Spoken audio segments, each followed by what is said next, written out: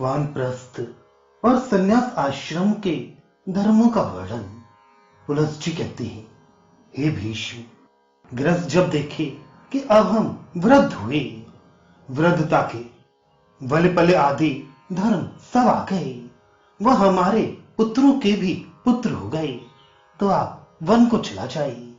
हे भीष्म, गृहस्थों के व्रतों से खिन्न होकर वानप्रस्थ आश्रम के व्रत में गए हुए वह सब लोकाश्रय आत्मा वाले व दीक्षा पूर्वक गृहस्थ आश्रम के सब कर्म अच्छी तरह कर कराकर स्त्री पुत्र बंधु वर्गों का अच्छे प्रकार से पालन पोषण करके निवृत्त हुए।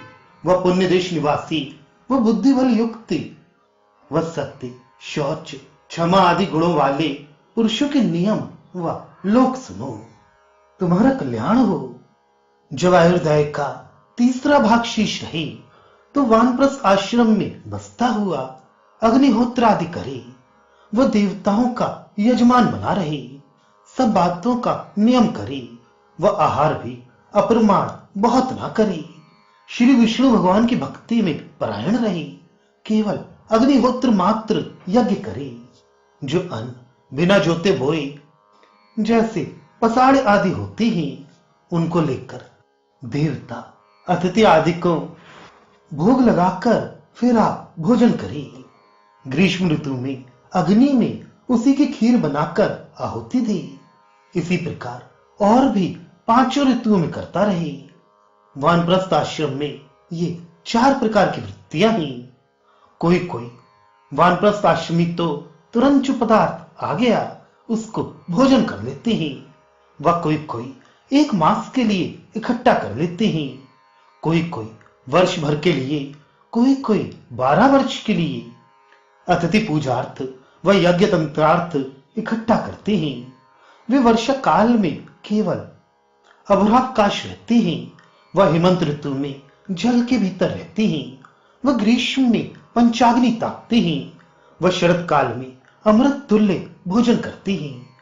कोई कोई तो भूमि पर रहते हैं, वह कोई कोई वृक्षों पर ही स्थित होते हैं, वह कोई कोई स्थान मात्र आसन पर स्थित होते हैं, वह कोई कोई वस्त्रों विषय संस्थित होते हैं, कोई कोई पिसा कुटा अन्न नहीं खाते, केवल दांतों से ही चाव लेते हैं, कोई कोई पत्थर से कूटकर फिर फंकी मार लेते हैं, कोई कोई शुक्ल पक्ष में यव का आटा कुछ गुड़ मिलाकर घोलते हैं, वही पीकर रह जाते हैं, कोई कोई कृष्ण पक्ष में पीते हैं, वह कोई जो मिल जाए उसी को भोजन करते हैं, सो भी कोई मूल ही खाते, कोई फल, कोई जल मात्र ही पान करके रह जाते हैं। इस प्रकार दृढ़ व्रत होते हुए यथा न्याय वैखानसों के व्रत का बर्ताव बरतते हैं। इनको आदि द्वारा और भी बहुत सी दीक्षा उन मनुष्यों की है। उपनिषद धर्म युक्त चौथा आश्रम यतियों का है। वे साधारण है क्योंकि उसमें तो सब कर्म आदिकों का न्यास ही होता है, इसी से संन्यास कहलाता है। वानप्रस्थ व गृहस्थ आश्रम कुछ कुछ एक में मिलते हैं, क्योंकि गृहस्थ अभ्यगत आदि की पूजा अग्निहोत्र आदि से करते हैं, वह वानप्रस्थ वन्य कंदमूल फलादिकों से। परंतु हे तात, कलयुग में ऐसे नियम संन्यास बहुत कम निभाते हैं, नहीं तो और युगों में तो सब ऐसे ही ब्राह्मण होते थे। अगस्त्य कश्यप आदि सप्तऋषि लोग मधुचंद गवेश्य सांकृति सदेव भांडे यप्रोक्त ऐरवाण अहोवीर तथा काम स्थाणु मेधातिथि बुद्ध मनोवाक शनिवाक शून्यपाल अकृत व्रण ये सब कर्म विषय विद्वान हुए, उसी से स्वर्ग को गए। धर्म निपुणतादर्शी व उग्र तपस्वी ऋषियों में ये प्रत्यक्ष धर्म वाले यायावरगण ब्राह्मण श्री विष्णु भगवान की आराधना कर वन में रहते थे। वह माया को छोड़ उपरामता को प्राप्त अचलायमान किसके द्वारा भी न दर्शित करने योग्य तथा उपवास युक्त ऐसे ब्राह्मण गण वन में आश्रित रहते थे। वह वृद्धावस्था से परिच्छिन्न व्याधि से परपीड़ित होते हुए शेष जो चतुर्थ आश्रम संन्यास उसको वानप्रस्थ आश्रम से जाती थी। आत्मयाजी सौम्य मते आत्मा राम व आत्म संश्रय होता हुआ सध्यस्कारी दक्षिणा सहित संपूर्ण वेदों को भलीभांति समाप्त कर वह सांसारिक सब वस्तुओं को त्याग कर वह योगाभ्यास से आत्मा में अग्नि को भलीभांति धारण कर सध्यस्क इस लोक में सदा यज्ञों व इष्टि को यजन करे। वह सदैव यज्ञों को यजन करने वाले पुरुषों की आत्मा में इज्जा प्रवृत्त होती है। उस समय बहुत शीघ्र आत्मा से आत्मा में तीनों अग्नियों को ही भली भांति त्याग दे। वह जिससे जो कुछ प्राप्त हो जाए उसकी निंदा ना करता हुआ भोजन करे। वह वानप्रस्थ आश्रम में रत होकर केश रोम व नखों को न कटाए। वह शीघ्र कर्मों से पवित्र हुआ आश्रम से आश्रम को जाता है। जो द्विज सब प्राणियों को भय ना देकर सन्यासी होगा वह मर के तेजोमय लोकों में जाकर अनंत सुखों को भोगता है। वह जो पुरुष सुशीलता आदि सदाचार करते हुए सब पापों को दूर करके यहां वहां कहीं भी विचरने की चेष्टा नहीं करता है, वह रोष व मोह से रहित हो संधि व विग्रह दोनों को छोड़कर आत्मा की चिंतना से इस संसार से उदासीन हो जाए। वह अन्य गति अमोह में न चलायमान स्वशास्त्र रहित हृदय में नहीं है आत्म विभ्रम जिसकी ऐसे आत्मयाजी संशय रहित धर्म पर जितेंद्रिय पुरुष को यथेच्छित गत प्राप्त होती है। इस प्रकार ब्रह्मचर्य गृहस्थ आश्रम व वानप्रस्थ तीन आश्रमों को लांग इनके पीछे कहे हुए चौथे परम आश्रम को जाए जो कि सबों से श्रेष्ठ अतीव सद्गुणों से अधिष्ठित मुक्ति के लिए परंपरायण प्रकृतमान है, उसका अवर्णन करती है। सुनो, इन आश्रमों से सब यज्ञोपवीत वेद शास्त्र अध्ययन गृहस्थ कृत्यादि को करके वह वानप्रस्थ आश्रम से भी निवृत्त होकर जो कुछ करने की योग्य होता है वह परमार्थ कहलाता है। उसे एकाग्र चित्त होकर सुनो।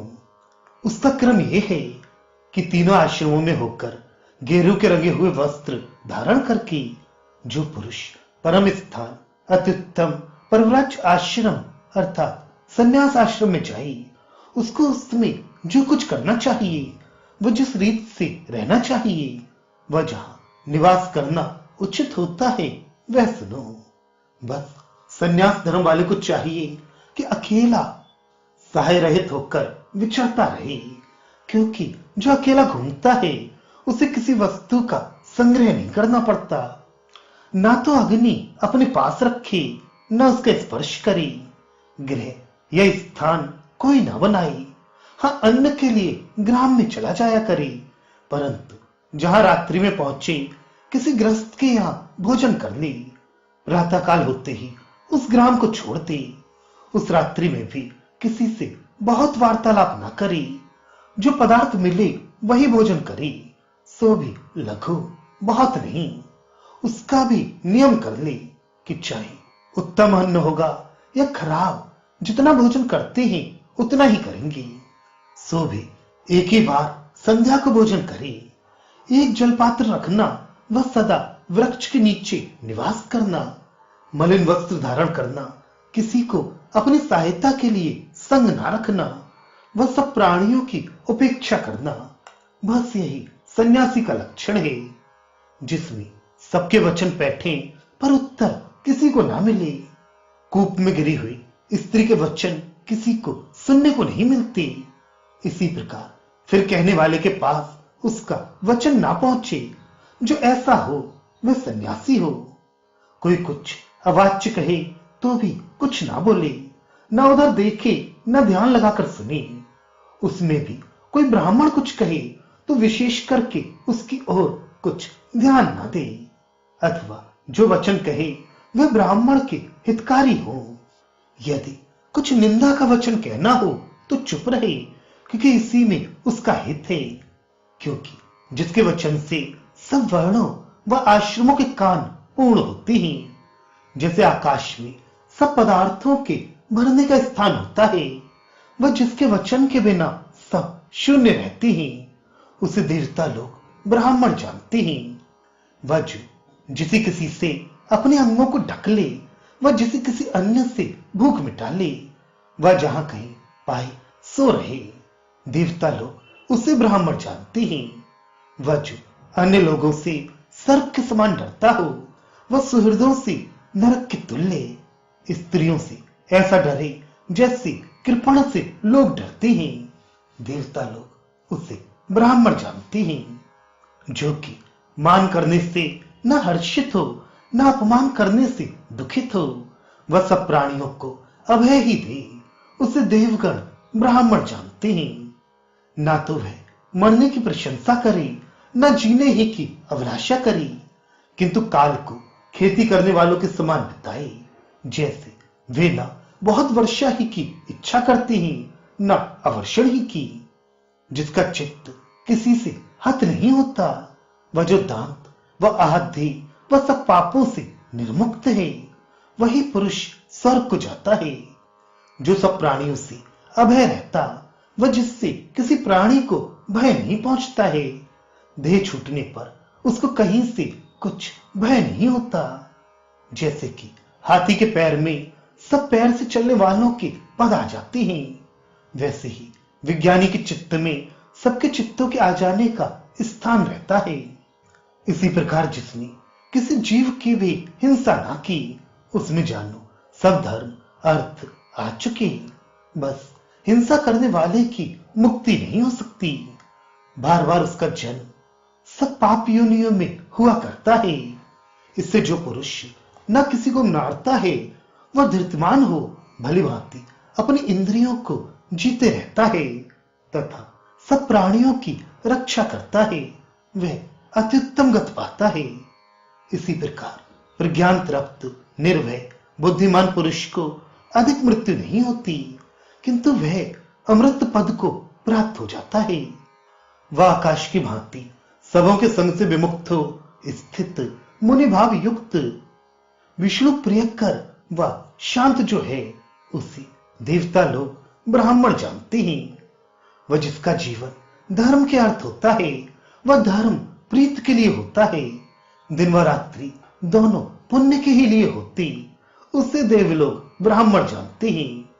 जिसने संपूर्ण कामों के प्रारंभ को निवारित किया है, वह जो नमस्कार रहित व स्तुति रहित है, वह जो कभी क्षीण नहीं होता, वह जिसके सब कर्म क्षीण हो गए हैं, उसको देवता लोग ब्राह्मण जानते हैं। वह संपूर्ण प्राणी सुखपूर्वक रमण करते हैं, परंतु उनको अतिशयता से अनेक दुखी होते हैं। संसार में जन्म होने के कारण से हुआ खेद जिसके, ऐसा पुरुष श्रद्धा युक्त होकर वेद विहित कर्म करे। प्राणियों को अभय करने ही को दान कहते हैं, क्योंकि दान सब दानों को अतिक्रमण कर देता है। वह जो कोई इस लोक में प्रथम तीक्ष्ण पुरुष विषय शरीर होमता, अर्थात अपने शरीर पर क्लेश भी सहकर दूसरे प्रचंड पुरुष तक का भी उपकार ही करता है, वह प्रजाओं से अनंत अभय पाता है। वह जो कोई अग्नि के मुख में उत्तानता पूर्वक हवि होमता है, वह सर्वत्र अनंत प्रतिष्ठा पाता है। वह उसके अंगों के स्पर्श करने से और भी लोग अग्नि लोक को जाते हैं। वह जो कोई आत्मयज्ञ करता प्रादेश मात्र पुरुष जो कि हृदय में बसा रहता है, उसी में अपने प्राणों के द्वारा हवन करता है, उसके प्राणाग्नि होत्र में होत आत्म संस्थित वस्तु सहित देवताओं के संपूर्ण लोक प्राप्त होते हैं। जो पुरुष परमेश्वर के धारण करने के लिए सब वेदांतों का सारभूत सुंदर अक्षर अथवा निर्मल ऐसे ओमकार को जानते हैं, वे लोग सब प्राणियों में पूज्यमान हो समर्थ व देवता होकर अमृत रूप हो जाते हैं। वेद व वैद्य परमेश्वर व सब विधि निरुक्त, जिससे वेद का अर्थ जान पड़ता है, वह परमार्थ इत्यादि सबको शरीर आत्मा में जो जानता है, वह सब लोकों में निवास कर सकता है। भूमि में सब कहीं जिनके किरण पड़ती हैं, पर लीन कहीं नहीं होती। वह स्वर्ग में भी कोई उनका प्रमाण नहीं जानता। अपने मंडलांत में हिरण में विराजती ही वह अंतरिक्ष में दक्षिणावर्त घूमा करती ही। ऐसे सूर्य नारायण को जो पुरुष आत्मा में जानता है वह तेजस्वी होता है। वह सदा आने जाने वाली जिस काल चक्र में 6 ऋतु 6 पुट्ठियां होती हैं, वह 12 मास आरा गज उजाड़ा गर्मी वर्षा ये 3 पर्व हैं। ऐसा काल चक्र जिसका मुख्य है वह परमेश्वर सबके अंतःकरण में टिका हुआ सबकी पालना करता है। जिस परमेश्वर के प्रसाद से इस जगत का शरीर है वह जो सब लोगों के ऊपर रहता है। इस संसार में जो कोई उस परमेश्वर में देवताओं को तृप्त करता वह नित्य ही विमुक्त होता है। वह इस लोक में नित्य तेजो में पुराण होता है। वह धनादकों की भय से छूट जाता है। वह कभी प्राणी लोग जिससे भय को प्राप्त नहीं होती और जो प्राणियों से कभी डरता नहीं है। वह आप न निंदा के योग्य न औरों की निंदा करता है। वह वही ब्राह्मण अपने आत्मा में परमेश्वर को देखता है। वह मोह रहित वह पाप रहित होकर न यहां कुछ अर्थ चाहता है न परलोकी में कुछ चाहता है। रोष मोह तो कभी करता ही नहीं। वह मिट्टी के ढेले को और स्वर्ण को समान समझता है। शोक कभी करता ही नहीं। न किसी से मेल रखता है न विरोध रखता। न निंदा करने में दुखित होता न स्तुति करने में प्रसन्न। न किसी को प्रिय समझता है न अप्रिय। बस इस प्रकार उदासीनवत ही जो सन्यासी रहता है वह सनातन ब्रह्मलोक को जाता है।